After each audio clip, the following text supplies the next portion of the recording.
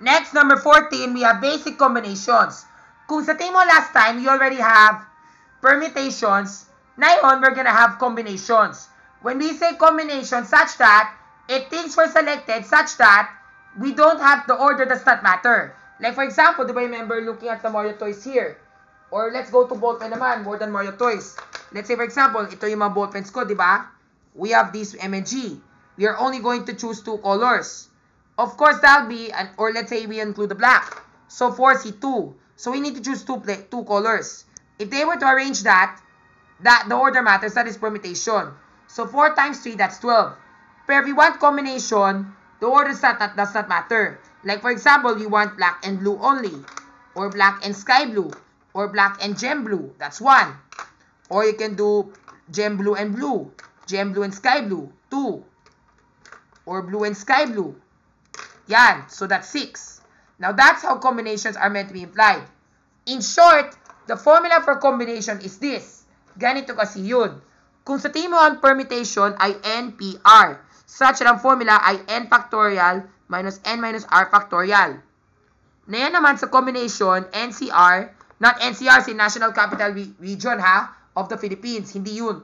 We're talking about NCR as combination. N stands for the population, while R stands for the representatives. Tama? So you have n factorial, same formula just like what we do at P. Pero, di ba remember sabi ko sa'yo, if we are to do permutation, let's say for example, kunin tayo ng blue at saka yung black, and then we switch the order. That's times 2 pa rin. That's still 2 factorial. So we need to get rid of the duplicates of that order. So divide by an R factorial. So let's say for example, di ba remember you have 4C2, di ba? That's 4 factorial, 4 minus 2 factorial, times 2 factorial. This simplifies to 4 factorial, 2 factorial, 2 factorial. This simplifies to 4 times 3 times 2 factorial. Times 2 times 1 times 2 factorial. The 2 cancels and the 4, which gives you 6. So tama. So therefore, that is the combination on how many combinations can be used with the ball pens. 6. Okay? Now back to our sample. Using the basic colors like red, blue, yellow, and white, how many mixed color combinations can be made by choosing 2 of them? Of course, it's just like the same example that I told you, di ba? It's 4C2, and that's 6, di ba? Just like that, di ba? And to type the combine formula, ganito kasi yun.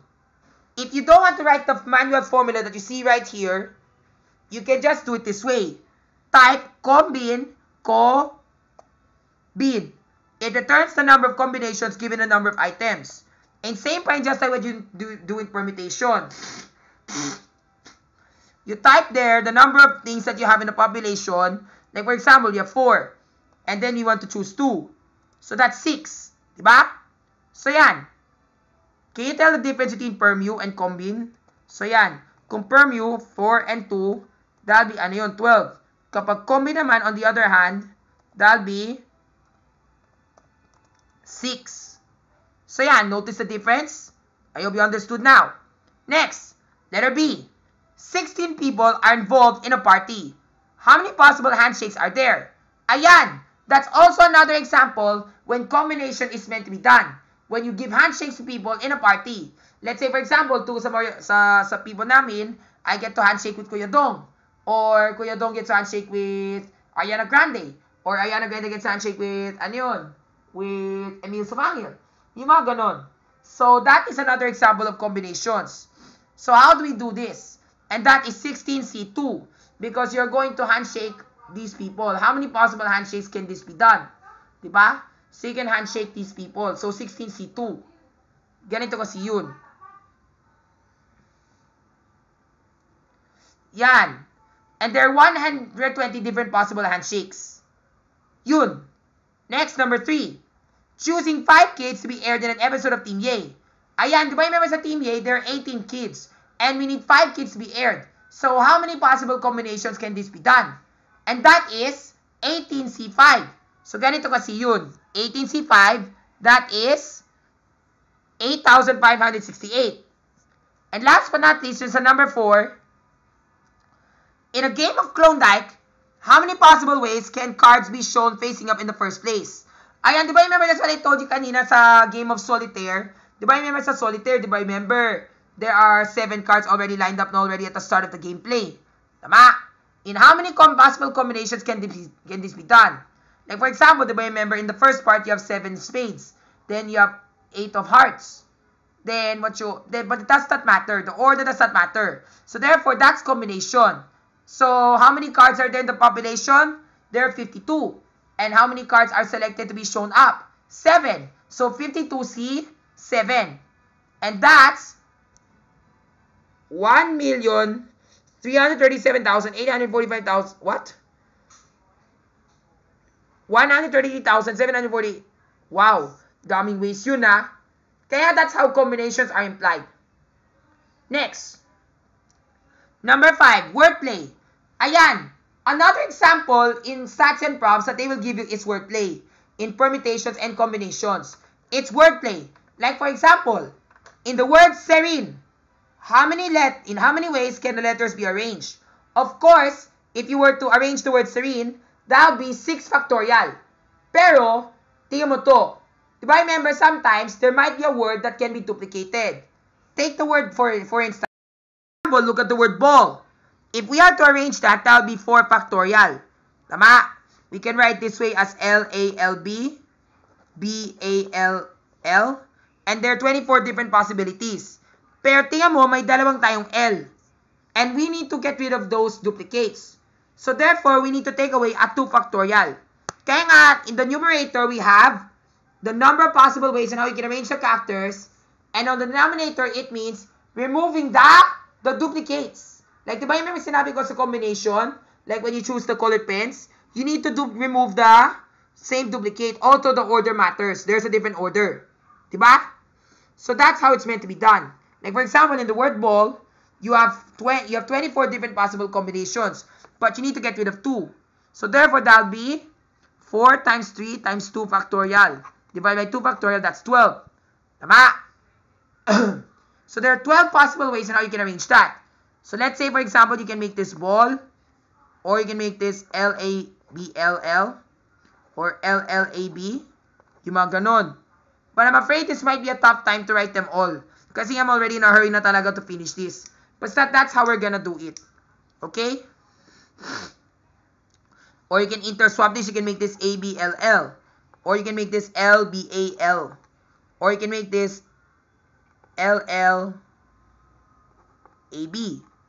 B-A. Tama? That's 6.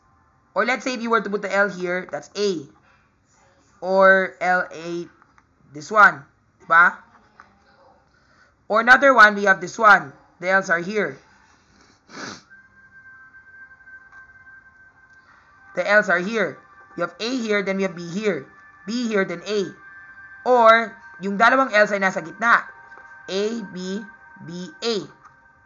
So, do you think this is 12? Yes, that is 12. Because these are the number of orders that we can arrange ball in.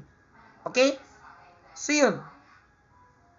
Kasi nga yung mga L's, because dapat in general, we're supposed to have 24 factorial. And if we are to do this, of course, since the L's are identical, people will say na, huy, parang same lang yun eh. Although that's different. That's why nga, we have to disregard the duplicates. That's why, di ba, you remember there are 2 L's. So, the 2 L's, if we were to arrange that together, that's still in the same permutation. So, we need to erase the 2 L's being interswapped together. Kaya naman, we have to remove a 2 factorial. So, yan. Now, going back to our example here. So, letter A. In the word serene, how many ways can the letters be arranged? Of course, we know that 6 factorial in general. Pero, count the duplicates. 1, 2, 3. Tatlong 3's. Pero, we need to remove the 3's. So, therefore, 6 factorial divided by 3 factorial. How do we do this? Ganito kasi yun. Diba, remember, this is all the letters. That's 720 factorial. Pero, we have to remove the duplicates, and that's 6. Dahil may tatlong tayong is. So, 720 divided by 6 is 120. At dahil na-divide tayo yung dalawa. Next, letter B. It says here, in the word tangible, how many ways can the letters be arranged such that the vowels must go together? Ayan. That is a conditional statement. So, the vowels were to go together. Alin yung mga vowels dito sa tangible? A, I, and E. Tama? And that is 3 factorial. And then, di ba remember the consonants? T, N, G, B, L. 5 factorial. And how many times they can shift? 6 times. So, therefore, it's 3 factorial times 5 factorial times 6 factorial. Just like what you see here. Ito yung solution ko. Vowels is 3 factorial. Consonants ay 5 factorial. And shifts 6. Multiplying this together, we should get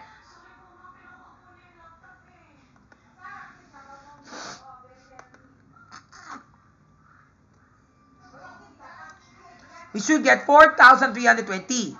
Next, letter C. For this particular matter, it says here, ano to?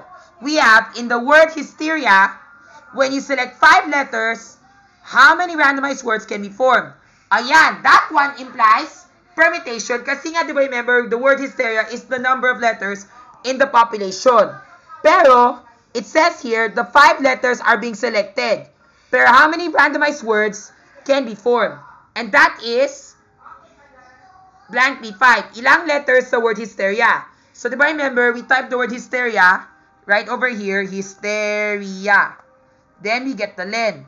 Len of this one. Di ba? That's what you learned with Cyber. And then, you get 8. So, 8p5. And 8p5,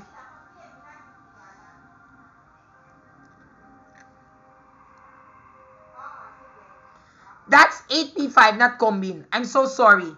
Kasi nga dapat, this is supposed to be, ano yun? Permutation. Kasi nga randomized. Kasi nga the words matter.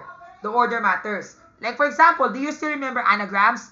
Like for example, di ba remember, here's an anagram. Like for example, eat. Di ba remember, this is one way how you can arrange. You can also change that to T. Or 8. Di ba? That's also another way.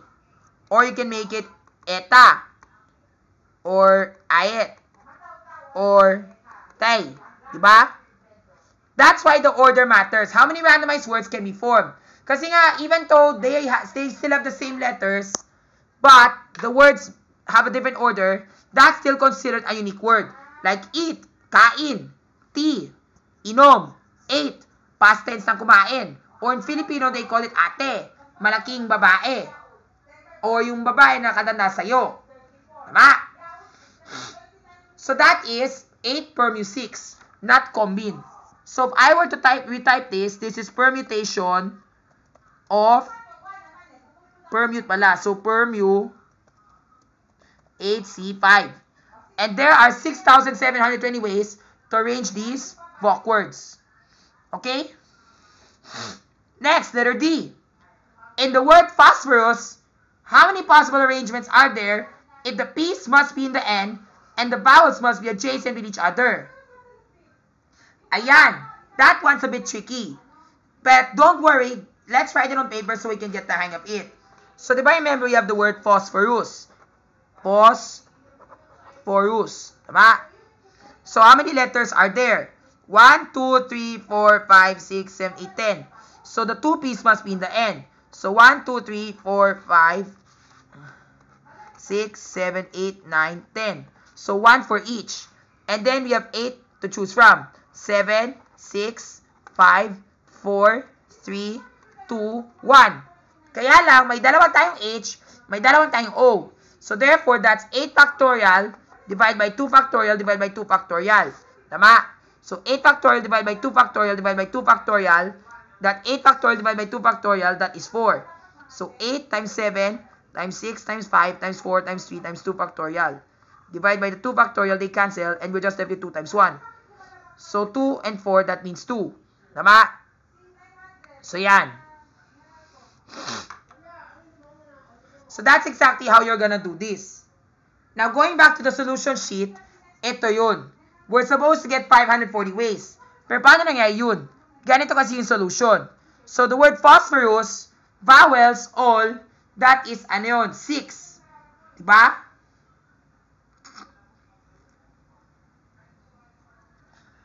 And then the vowels duplicates, they're 2, diba? Tama ba? Yan. The P's must be at the end. And the vowels must be adjacent to each other. That means, ang vowels ay dapat makatabi. So, therefore, the P's must be in the end. So, yan, that is 6, 6. Diba? Vowels for all, that is 6 factorial. Because in phosphorus, there are, 3 vowels. O and U. So, all, so that's 6. Then we have to get rid of the 2. Tama? And the consonants, they're all, diba? There are,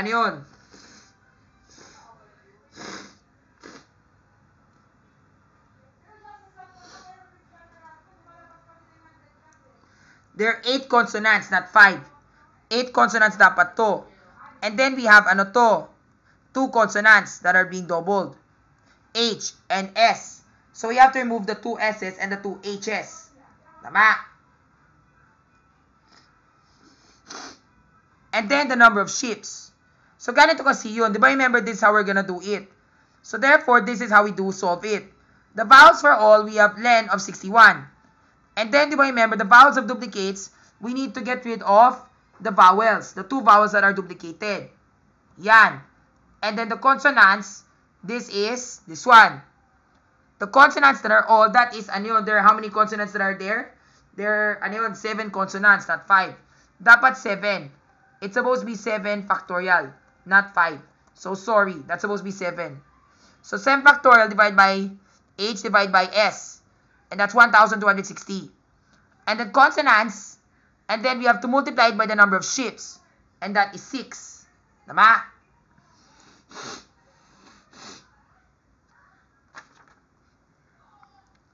And therefore, there's supposed to be 22,680 ways on how we can arrange the way. Okay? That is the answer. So if I were to type the formula, this could be a long way. Pero what you call this, your solution sheet can show you the right answer. Next, letter E. Last but not least, in the word pentagon, what is the probability of having the letter P being shown at the beginning followed by N? Ayan. Diba remember, in this time, it asks for probability. Diba remember last time, I told you about factorial method. Pero this time naman, did you know that factorials also imply probability?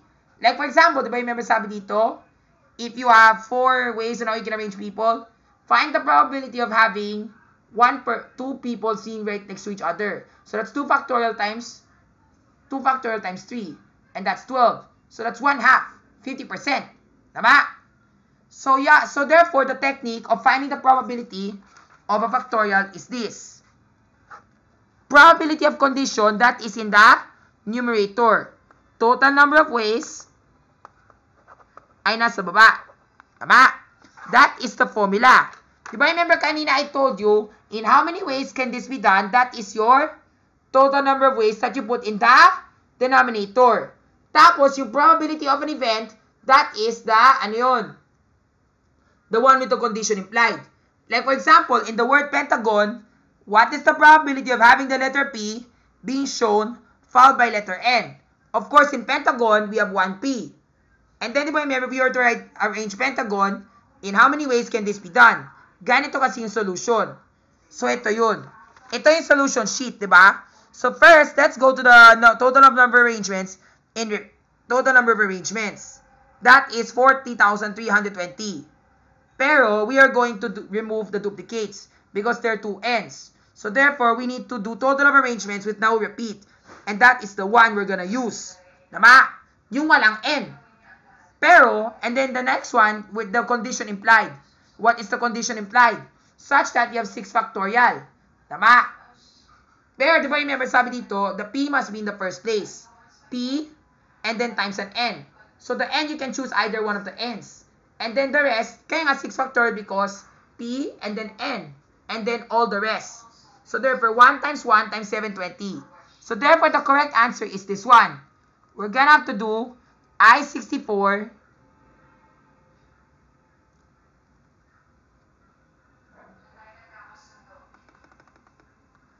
this one, the total number arrangements, condition implied, diba? That is 720, diba?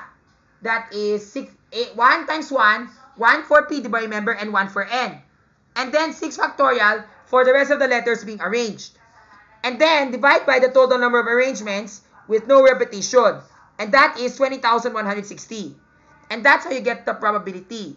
Converting that into percent, you should get 3.57%. And that's how you do it.